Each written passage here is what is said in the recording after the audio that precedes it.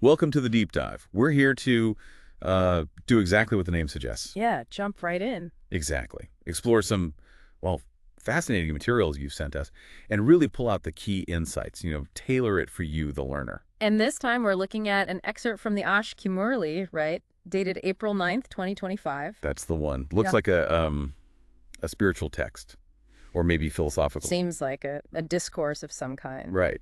So our mission today really is to give you a clear path to the core message, the main principles in here, like a shortcut. Avoid getting lost in the weeds. Exactly. Get the essence. Yeah. Okay, so it kicks off with a pretty direct instruction, doesn't it? It really does. Right off the bat, it says, "Sweet children, check everyone's pulse. First give them conviction of Aleph, then proceed further." Giving knowledge without conviction of Aleph is a waste of time. Wow. Okay, so Aleph. Yeah, Aleph. It's positioned as absolutely foundational. Okay, Aleph.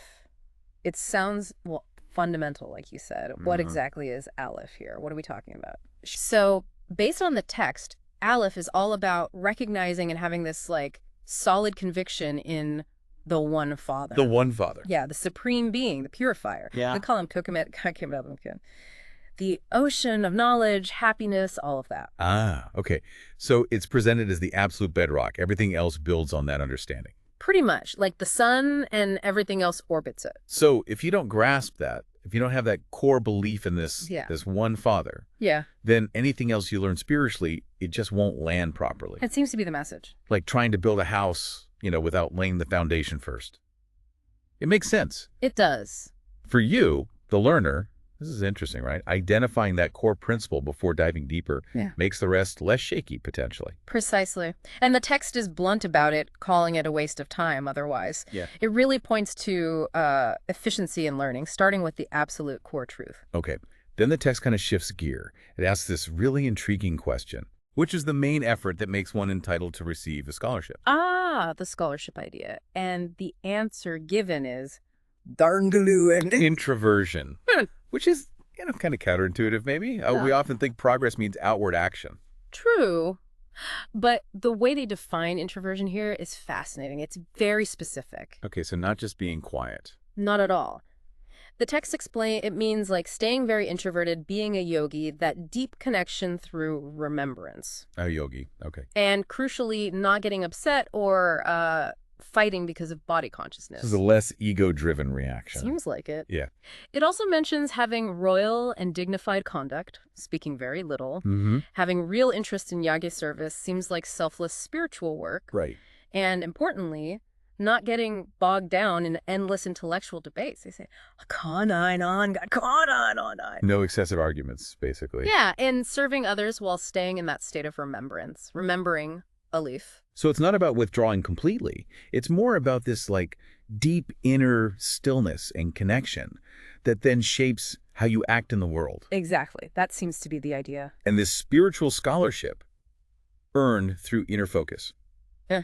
It suggests real advancement comes from that internal work, maybe more than just external stuff. Yeah, it implies the most profound progress, that scholarship isn't just about outward boxes ticked, but about an inner state, a continuous connection. Interesting. Okay, so then the conversation moves on and talks about the relationship between this divine knowledge, the stuff we're discussing, Right. and the path of devotion, what people might think of as traditional religion. And it draws a pretty sharp line, actually. How so? It says once you have that firm recognition of the one Father, Aleph, then the scriptures, the traditions of devotion, they become kind of secondary, maybe even questionable. Secondary. Wow. Does it elaborate? It does. There's even a quote apparently from God himself in this context. "I have not narrated this. My knowledge is not in the scriptures. That is the knowledge of the path of devotion." Okay, so it's positioning this knowledge as something direct, maybe experiential, different from Scripture. Exactly, like distinguishing the source from later interpretations or practices that build up over time. Right. And it talks about a cycle, doesn't it? 5,000 years. Yeah, this recurring cycle. The Father imparts this knowledge for upliftment. Uplifted. But then, over the cycle, this direct knowledge largely fades. Again, didn't he know right? It disappears mostly. And devotion takes over. And the path of devotion starts again. It describes knowledge and devotion, each running for half the cycle, like a rhythm. So for the learner, this idea of cyclical time applied to spiritual understanding is, well, it's a different way of looking at things. It is. And the text mentions the father coming at a specific point to reestablish this original knowledge. Through Brahma's mouth, it said. Yes, explaining the 5,000-year cycle through Brahma. It gives a specific detail in this cosmology, knowledge and devotion taking turns. It's a framework. Okay. Now, something that comes up again and again is remembrance. Remember me. I got Rabble. Absolutely central. It's presented as the core practice. And it's linked directly to becoming pure. Yeah, directly. Remembering the Father is how you move from impure to pure. It's positioned as the most effective way to transform spiritually. But it also admits it's not easy. It does acknowledge that. It says remembrance is often seen as difficult. People get caught up in their own thoughts, their own concerns.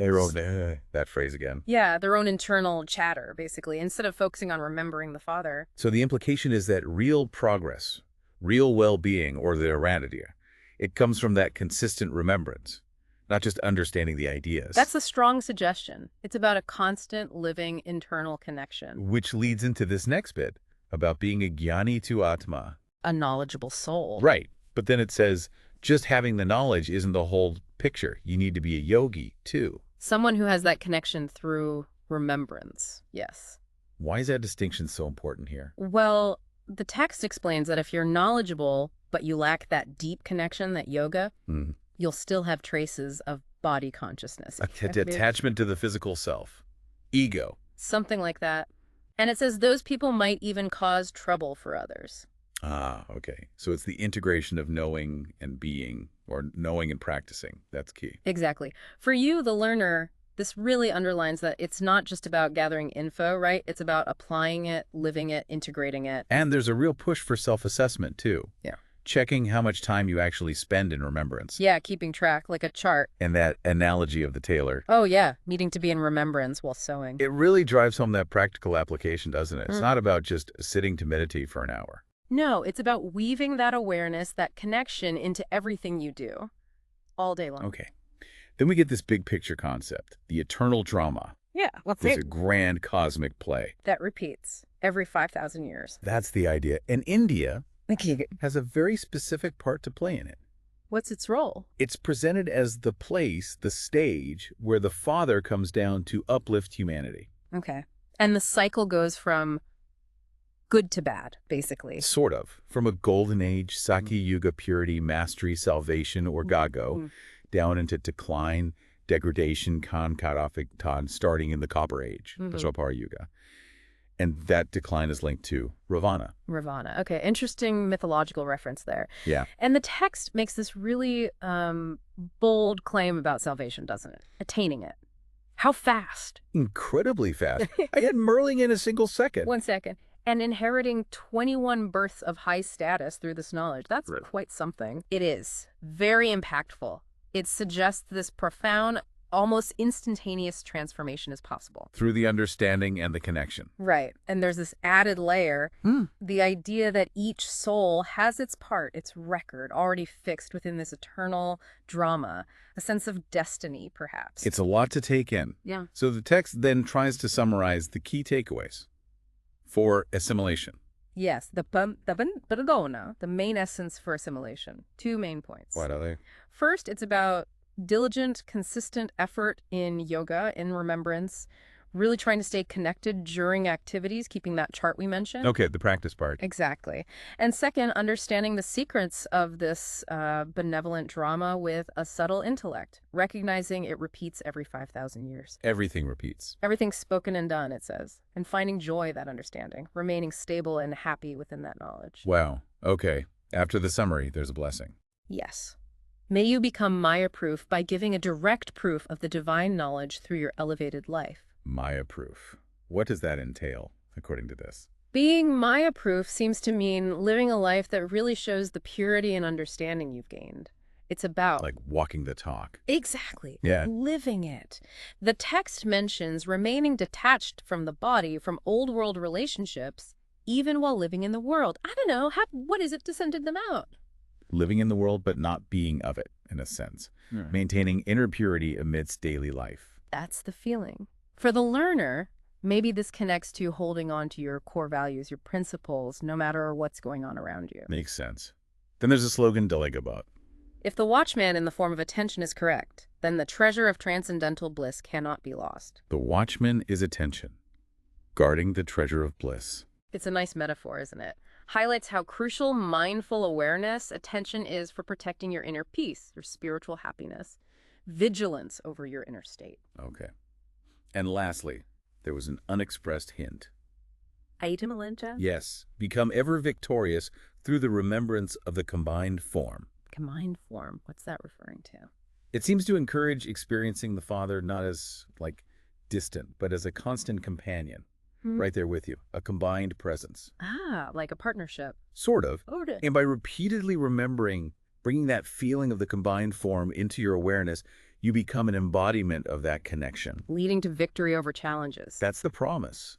And it suggests this makes the whole spiritual path feel more loving, maybe more engaging, even enjoyable. Interesting. Okay, so wrapping up this deep dive into the April 9th, 2025, Aj Ki Murli. We've covered quite a bit. We really have. The absolute centrality of recognizing the Father, that Aleph, as the starting point for everything. Yeah, that came through strongly. And the unique take on introversion, not isolation, but that deep interconnection that fuels action. Right, and that whole cyclical view of knowledge and devotion taking turns over 5,000 years. Plus the constant emphasis on remembrance, that it's the key practice for purification and progress. And needing both the knowledge and the yoga, the practice, being a jnani to atma, isn't enough without the connection. The integration is vital.